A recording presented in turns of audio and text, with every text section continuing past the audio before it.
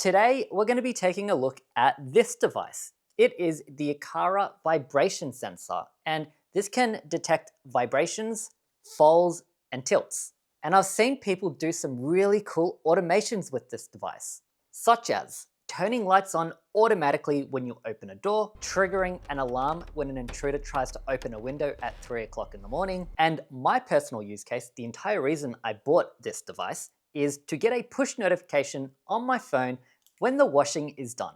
In fact, I went out and bought a second one because I also want to know when the dryer is finished. In this video, I'm going to unbox it, show you what you get. We're going to set it up. I'll use the inbuilt Aqara app to begin with, and then we'll switch over to Home Assistant. If you're not aware of Home Assistant, go check it out. I've made so many videos on this channel about it. It's the best for connecting all of your internet connected devices like this one. So we're going to see how easy or hard this is to set up. Okay, let's see, what do we get in the box? Like you saw earlier, the device is absolutely tiny, fits in the palm of your hand. You get an empty box. Yep, that's just packaging. Some instructions, which we won't need. Looking at the device itself, it comes with the battery, so we just got to pull this out to activate it. And it does come with double-sided sticky tape pre-mounted, which is nice, so you simply just peel that off when you're ready to apply it. And it did come with a second spare one, which I do appreciate. In order to use it, there is a very small button at the top, so we're just going to press that and we should see it light up. Their sales page and the packaging says it needs an Aqara hub to work, which means if you are planning to use their official Aqara app to pair it to do automations, you are going to have to spend the extra money on the hub. I really hate these proprietary hubs, so there is a better way. Let me introduce you to this. This is my Raspberry Pi, which is running Home Assistant. Now you can run Home Assistant on any PC, laptop, computer that you have laying around. But the important part is this USB dongle. This allows me to use something called the Zigbee protocol. Think of it like a standard which lets you communicate to devices like this of all different brands. So what we're going to do is we're going to hold that power button at the top down for 5 seconds. 1, 2, 3, 4, 5. It'll flash momentarily, and now it's in pairing mode. We're going to head over to Home Assistant, go down to Settings, Devices and Services,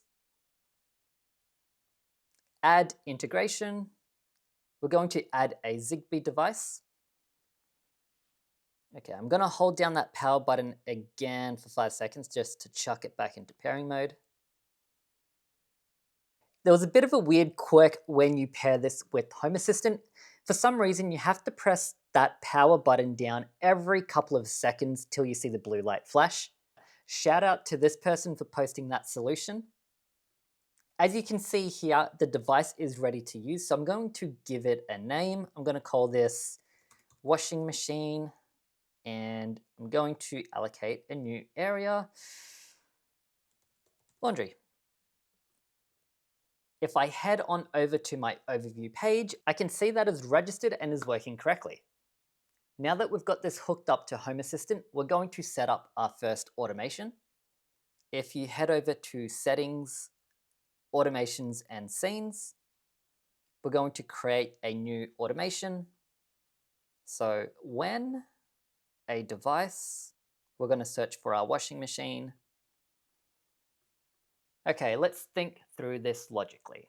When it has stopped detecting vibration for 5 minutes, let's go 3 minutes.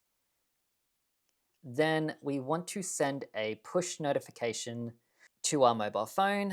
We'll just say washing machine is done. Forgot to mention, hit save on that automation and give it a name. I called mine washing machine. Now I don't want to put it too close to that groove because I do want that reset button to be easily accessible, so I'll put it right up there like that. Press it down for a good couple of seconds. All right, that is looking snug. Now to do a load of washing and see what happens. I think this is going to be my wife's favorite YouTube video to date.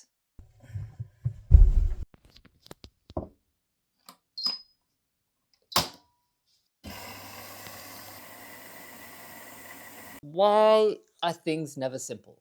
It didn't work. I chucked the second sensor on our dryer, repeated the automation, and neither the load of washing or the dryer triggered the sensor. Like, this is the dryer here, and let me just show you. Can you see everything shaking on top of the dryer? Sensor's right there. It's literally shaking and still not detecting anything.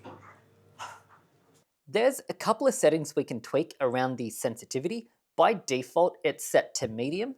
I'm going to try adjusting it to be more sensitive. Hopefully that'll help, but I guess we'll find out. Okay, I learned a couple of things. First, if you're using Zigbee, make sure to make the following change. Go into Settings, Devices and Services, search for ZHA, click the Configure button, and in here we want to change this value. By default, this was set to either 20 minutes or an hour, and what it does is it sets any battery-powered device to an unavailable state after that period. So if it doesn't detect any change within 20 minutes or an hour, it'll go offline and you can't reach it. I've set it to this, which is about 30 days. Secondly, no matter what I did, I just could not get these devices to work. It detected vibration for the very brief period when we first set it up, but when I chucked it on the washing machine, no matter what I did, it just would not trigger. And at times, my washing machine can shake really violently. I thought maybe it would be a signal issue, so my Raspberry Pi is currently in my home office, which is located here. I went ahead and moved it all the way into the back room, which is closest to the laundry. That didn't help. Next, after troubleshooting and searching online, people did recommend changing the vibration setting. Within Zigbee Home Automation, if you click on your devices and go to, say, your washing machine or dryer, that's the other thing. It says 0%. That was on 70% last time. I doubt it drained completely, so the battery icons might not actually be correct, but I also thoroughly tested it on the dryer, which is showing 73%. What online said to do is to change the sensitivity, which we can do by going to these three dots, Manage Zigbee Device, and we want to search for Vibration Cluster Type In. You then search for Sensitivity and give it a value between 1 to 21, 1 being the most sensitive, which is what I did. By default, out of the box, they're set to 11. And the manual code override is 4447. To actually read and write these attributes, according to online, you're meant to hit the button, quickly press the button on your vibration sensor to wake it up, and then hope that it goes through successfully. No matter what I did, I just could not get this to work, and I've seen multiple posts online with other people facing similar frustrations trying to get these devices working with Home Assistant using Zigbee through the Zigbee Home Automation connection. For me, I'm going to chalk this down to a loss. I just can't get it to work. If you guys know of any good ideas or things I should try, let me know. Otherwise, they're just going to collect dust. Do I recommend them? Well, it didn't work for me. They are designed to work with the actual Aqara hub. I'm sure if you bought their official hub, it would work. I'm just stubborn. I don't like centralized hubs. I mean, I have their motion sensor up here on my pegboard, and that works perfectly with Home Assistant. So I'm a little disappointed the vibration sensors don't work the same way. Anyway, that's all I had for you guys today. Bit bummed we couldn't get it working, but we'll try something different next time. As always, thank you so much for watching, and I'll catch you in the next one.